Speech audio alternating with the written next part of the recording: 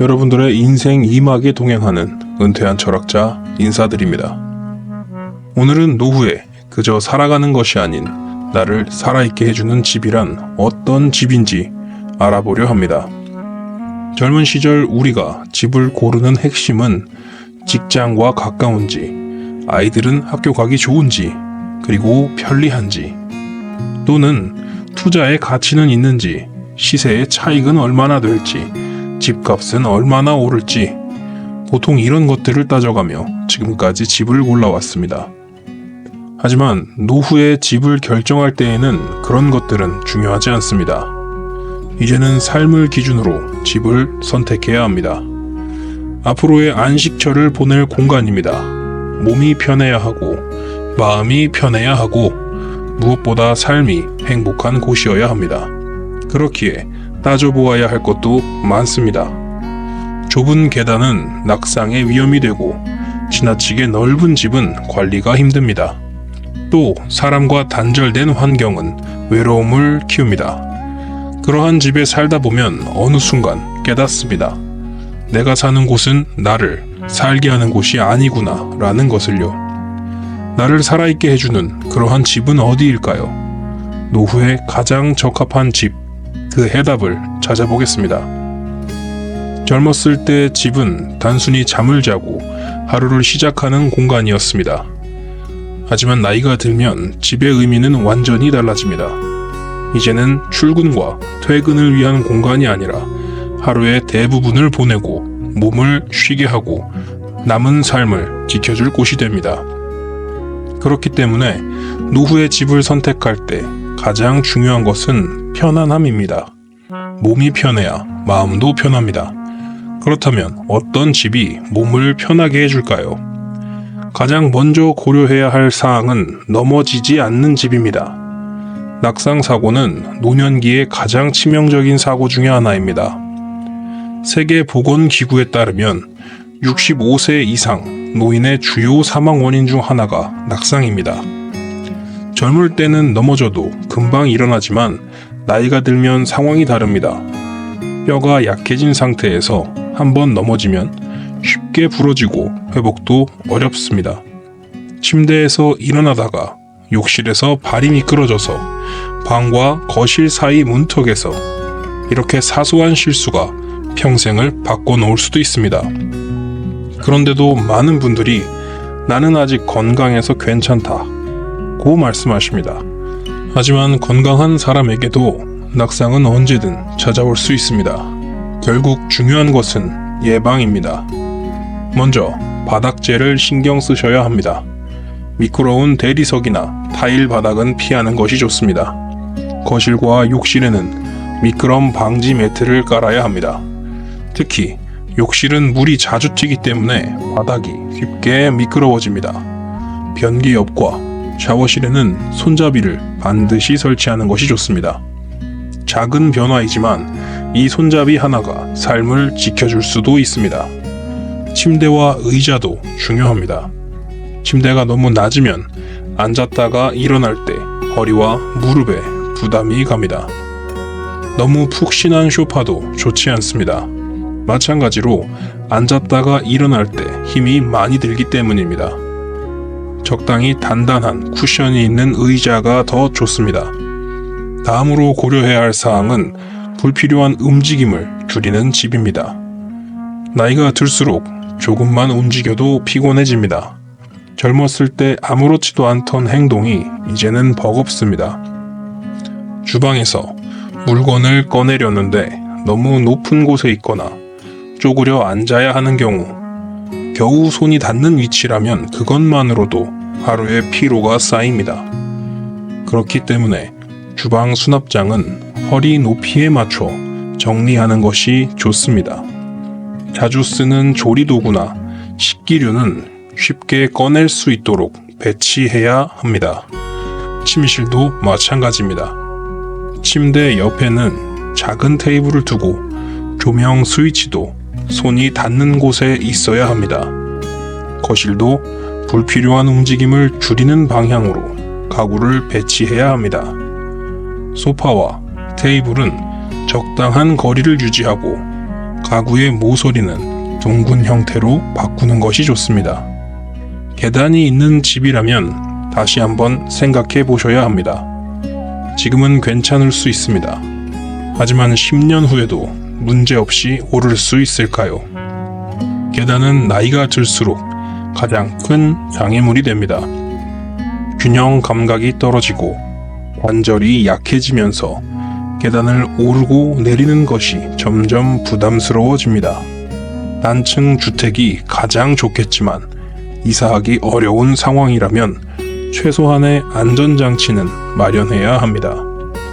계단에는 난간을 튼튼하게 설치하고 미끄럼 방지 테이프를 붙이는 것이 좋습니다. 밤에는 센서 등을 설치해 어두운 곳에서도 발을 헛디디지 않도록 해야 합니다. 실내의 공기와 햇빛도 매우 중요합니다. 나이가 들수록 호흡기가 약해지고 면역력이 떨어지기 쉽습니다.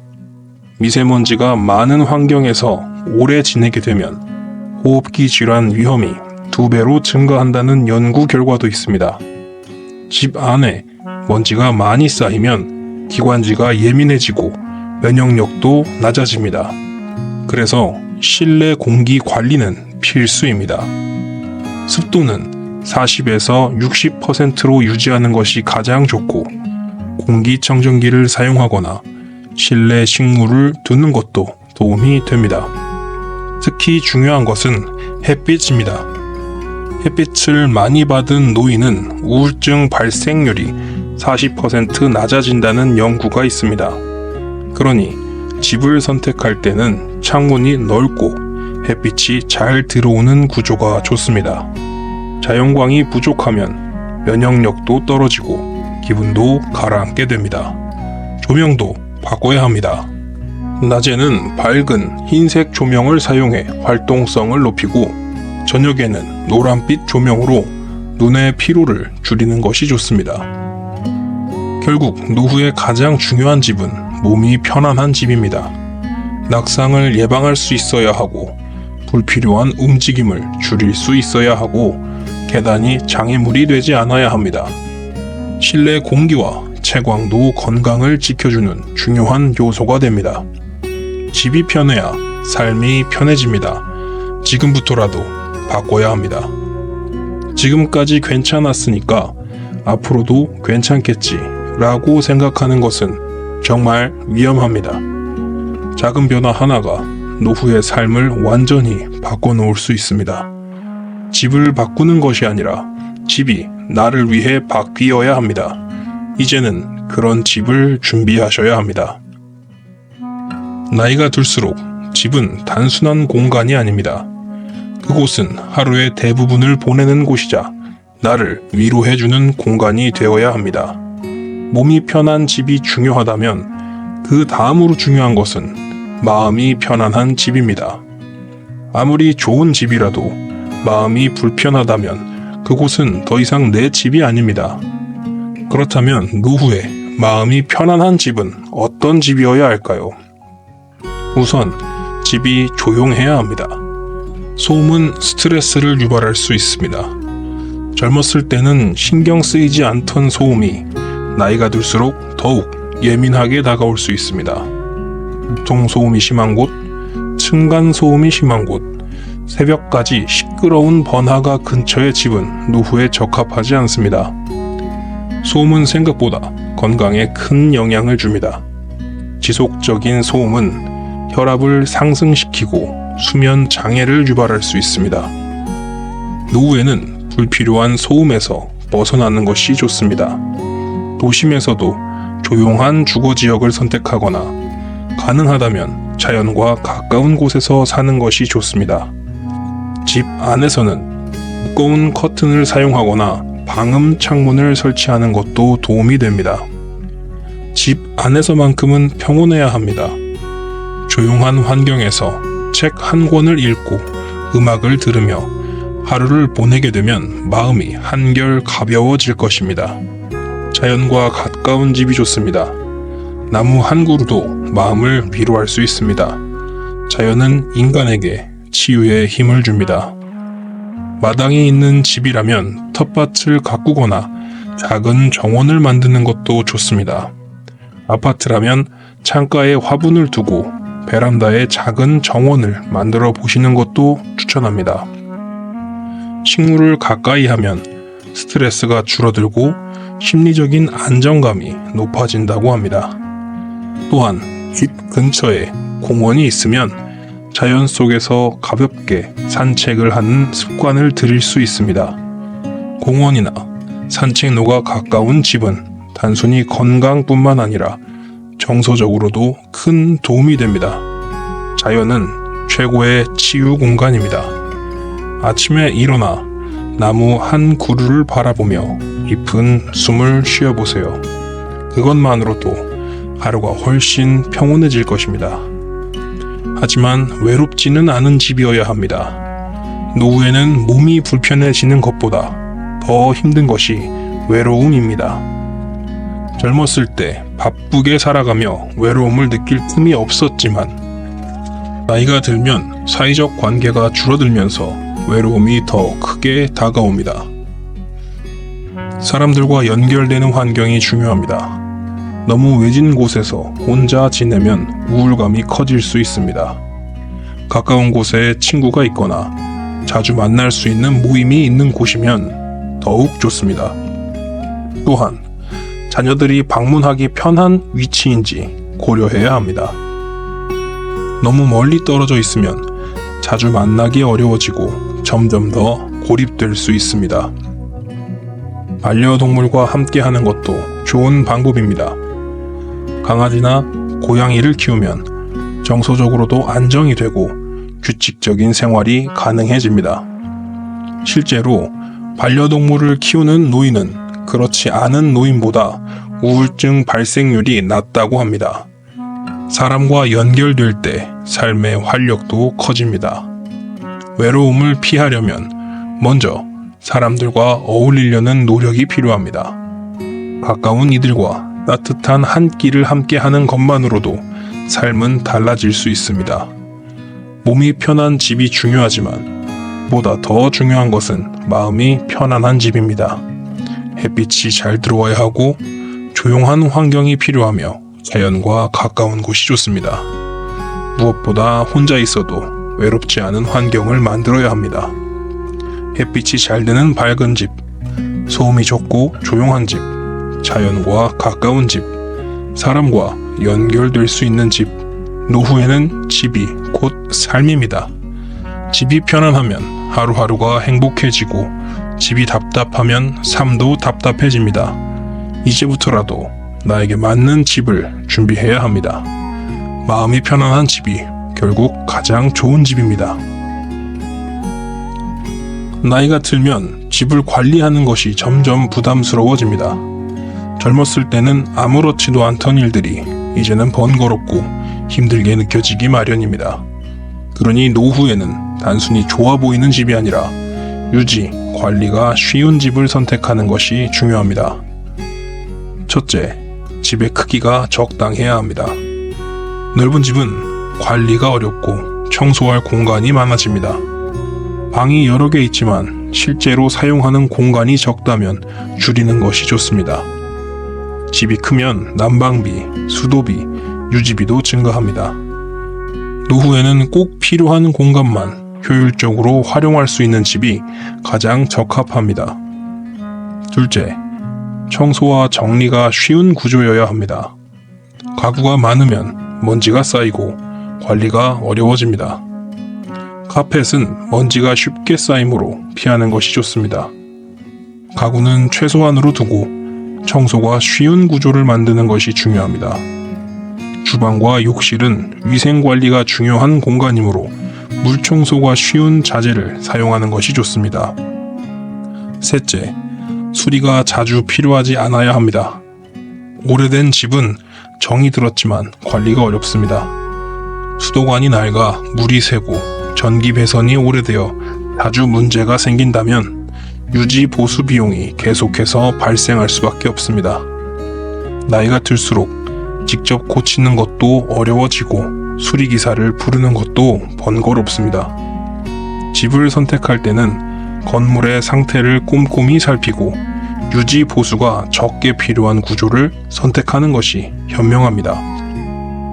넷째, 편리한 시설이 가까운 곳이 좋습니다.